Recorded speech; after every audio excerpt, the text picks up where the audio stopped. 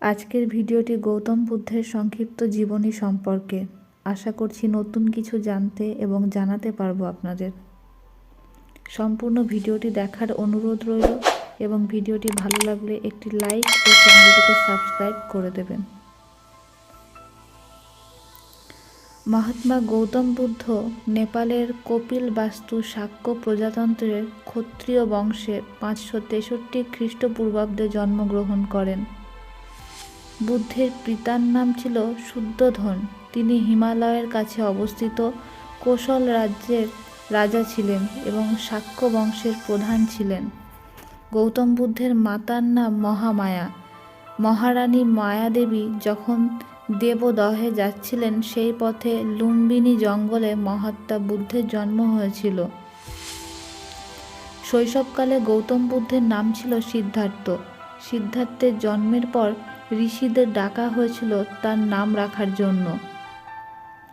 বুদ্ধের জন্মকুণ্ডলী দেখে ঋষিরা বলেছিলেন, আপনার ছেলের ভবিষ্যৎ খুব উজ্জ্বল, সে এই সমগ্র সৃষ্টিকে জ্ঞান দিয়ে আলোকিত করবে।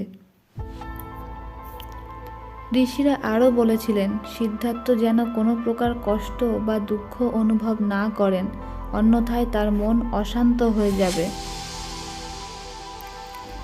রাজা শুদ্ধোধন চেয়েছিলেন তার পুত্র একজন সম্রাট হয়ে সমগ্র বিশ্বকে শাসন করুক। তাই রাজা শুদ্ধোধন সিদ্ধার্থের বসবাসের জন্য 3টি প্রধান ঋতুর অনুরূপ 3টি প্রাসাদ নির্মাণ করেছিলেন, যাতে সিদ্ধার্থ কোনো প্রকার দুঃখ বা কষ্ট অনুভব করতে না পারেন। তাকে বাইরের জগৎ থেকে পৃথক করে রাখা হয়েছিল। তার দেখাশোনার জন্য প্রাসাদে অনেক দাস দাসী রাখা হয়েছিল। গৌতম বুদ্ধ তার প্রাথমিক শিক্ষা গুরু বিশ্বামিত্রের কাছ থেকে গ্রহণ করেছিলেন। বেদ ও উপনিষদের শিক্ষা পেয়েছিলেন তার কাছ থেকে। এমনকি তিনি গুরুর কাছ থেকে যুদ্ধ ও রাজ্য পালনের শিক্ষাও নিয়েছিলেন। তিনি ঘোড়া দৌড়, তলোয়ার চালানো, কুস্তি, তীর খেলাও শিখেছিলেন। রথ চালানোতে কেউ তার সাথে প্রতিদ্বন্দ্বিতা করতে পারত না। 16 বছর বয়সে রাজকুমারী যশোধরার সঙ্গে সিদ্ধার্থের বিয়ে হয়। তিনি স্ত্রী যশোধরার সঙ্গে বাবার তৈরি ভোগবিলাস সমৃদ্ধ একটি প্রাসাদে থাকতে শুরু করেন এবং একটি পুত্র লাভ করেন। তার নাম রাখেন রাহুল। জাগতিক মোহ বুদ্ধকে জাগতিক বন্ধনে আবদ্ধ করে রাখতে পারেনি। তিনি বৈরাগী হয়ে যান এবং পরিবার ত্যাগ করে জ্ঞানের সন্ধানে যাত্রা শুরু করেন। এই ঘটনা মহাবিনিষ্ক্রমণ নামে পরিচিত। গৌতম বুদ্ধ 4টি কারণে সন্ন্যাস গ্রহণের সিদ্ধান্ত নিয়েছিলেন। একদিন রথে চড়ে পথ দিয়ে যাওয়ার সময় 4টি দৃশ্য গৌতম বুদ্ধের জীবনে গভীর প্রভাব ফেলেছিল। দৃশ্যগুলি ছিল একজন বৃদ্ধ, একজন মৃত ব্যক্তি, একজন রোগী এবং একজন সন্ন্যাসী। বৃদ্ধ মানুষ, অসুস্থ ও মৃত ব্যক্তিকে দেখে তিনি বুঝতে পারলেন যে মানবদেহের ক্ষয় ও অবসান নিশ্চিত। এরপর তিনি একজন সন্ন্যাসীকে দেখতে পেলেন। সন্ন্যাসীর বার্ধক্য ও অসুস্থতার মতো কোনো সমস্যা ছিল না এবং তিনি শান্তি লাভ করেছিলেন। সিদ্ধার্থ সিদ্ধান্ত নিলেন যে তিনি সন্ন্যাসীর পথ অনুসরণ করবেন। এরপরে 29 বছর বয়সের এক রাতে তিনি সত্যের সন্ধানে বাড়ি ছেড়ে বেরিয়ে যান। তিনি বৈশালীর আলার কালামকে তার প্রথম গুরু হিসেবে গ্রহণ করেছিলেন। তার কাছ থেকে তিনি সংখ্যাবাদ শিখেছিলেন, কিন্তু তবু তিনি শান্তি পাননি। গৃহত্যাগের পর তিনি তার প্রথম আধ্যাত্মিক গুরুর কাছ থেকে সন্ন্যাস বিদ্যার শিক্ষা লাভ করেন।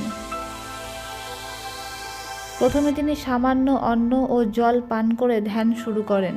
কিছুদিন পর তিনি অন্ন ও জল ত্যাগ করেন এবং সাধনা শুরু করেন। তিনি 6 বছর কঠোর সাধনা করেছিলেন, তবু তিনি জ্ঞান অর্জন করতে পারেননি।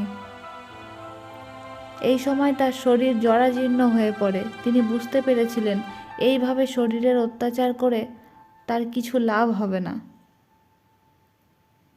এবার তিনি মধ্যম পথ খুঁজতে লাগলেন। একদিন রাতে সুজাতা নামের এক গ্রাম্য মেয়ের কাছ থেকে ক্ষীর খেয়ে উপোস ভাঙলেন। স্নান সেরে পরিষ্কার হয় তিনি একটা বড় অশ্বত্থ গাছের নিচে বসে ধ্যান শুরু করলেন। তিনি সিদ্ধান্ত নিলেন যে যতক্ষণ না তিনি জ্ঞান অর্জন করবেন ততক্ষণ পর্যন্ত সাধনায় নিমগ্ন থাকবেন। সপ্তম দিনে তিনি পরম জ্ঞান লাভ করেন। এই ঘটনা নির্ভারা নামে পরিচিত।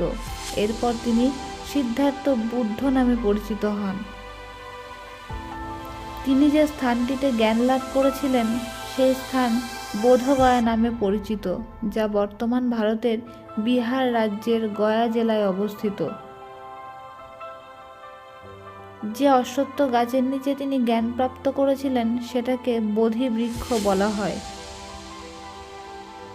জ্ঞান লাভের পর তিনি সারনাথে প্রথম তার ধর্মোপদেশ দেন 5 জন ব্রাহ্মণকে, যারা গৌতম বুদ্ধকে উর্বেলায় ছেড়ে চলে গিয়েছিলেন।